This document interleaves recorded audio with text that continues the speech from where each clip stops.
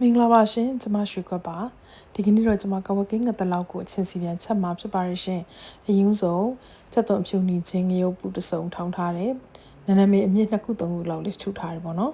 ငါ့ကိုတော့စားစနစ်အရသာကြိုပြီးတော့နေထားပါမယ်အရသာဝင်အောင်လို့ပြီးရင်တော့ခရမ်းကျင်သီး2လုံး3လုံးလောက်ကိုအစိတ်ထုတ်ပြီးတော့ခုလိုခတ်တူတူလေးလှီထားတယ်မကြီးရေစိန်ထားတယ်စုံစည်းရေအနေငယ်ရဲ့နည်းနည်းနဲ့ငရုတ်သီးစိမ့်လက်အစင်းသင်းပြင်ဆင်ထားပါရရှင်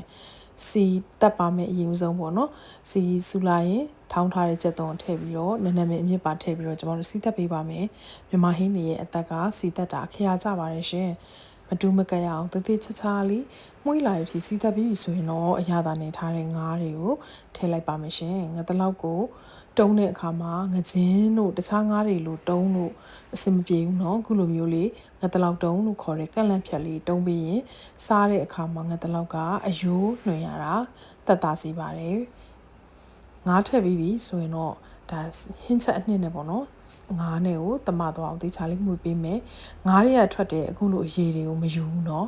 အရသာနေတဲ့အခါမှာထွက်လာတဲ့အရည်တွေကိုဖယ်လိုက်ပါမယ်ညှိပါတယ်เนาะပြီးရင်တော့ငါးငန်းပြားကြီးအနေငယ်ထည့်ပေးပါမယ်ရှင်ရေချက်ချင်းမထည့်သေးပဲနဲ့ဒီဟင်းချက်စီရဲ့ငါးရထွက်တဲ့ရေနဲ့ပဲပေါ့နော်အရင်ဆုံး6သွားတဲ့ဒီကျမတို့မင်းပြင်းပြင်းလေးနဲ့ငါးအိုးဒါချက်ပေးပါမယ်မှွေတဲ့အခါမှာလည်းဂရုတစိုက်နေပေါ့နော်မကြည်အောင်လို့တေချာလေးမှွေပေးပါမယ်ရှင်တမသွားပြီဆိုရင်တော့အပေါ်ကနေပြီးတော့ခရမ်းကျင်လေးလှီထားတာရဲ့ငါးဥပါတဲ့အတွက်ငါးဥရဲ့ဟိုကဒါတင်ပေးလိုက်ပါတယ်အပေါ်မှာပဲအသားရလေးပေါ့နော်ပြီးရင်တော့ရင်နွေးမှုအနေငယ်ထည့်မယ်ဒါမှွေတဲ့အခါမှာစင်စင်တန်းတန်းမမှွေချင်လို့ကျွန်မအိုးခုလိုလေးလှုပ်ပေးတယ်ပေါ့နော်ပြီးရင်တော့အဖုံးအုပ်ပြီးတော့ဒါငါးအသားတွေချက်သွားတဲ့အထိကျွန်မချက်ပေးထားပါမယ်ခုဆိုရင်တော့ဒါငါးအသားချက်နေပြီပေါ့နော်မြင်းမြင်းနဲ့ချက်ပေးတဲ့အတွက်အညီနဲ့လည်းတက်တာစေပါတယ်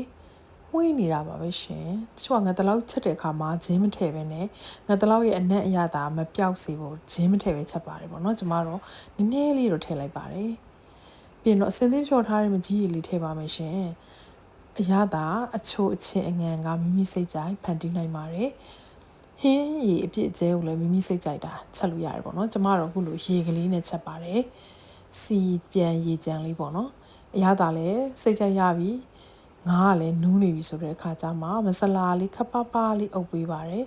ပြီးရင်တော့နန်းနန်းမင်းနဲ့ငယ်ကိုတီးစိမ့်စင်သင်းပြင်ထားတာလေးကိုအခုလိုပေါ်ကနေထည့်လိုက်ပြီးဆိုရင်တော့အမတန်မှမှွေးကြိုင်ရတာရှိတယ်ငါတလောက်ချင်းစီပြန်ဟင်းချက်ပါပြီရှင်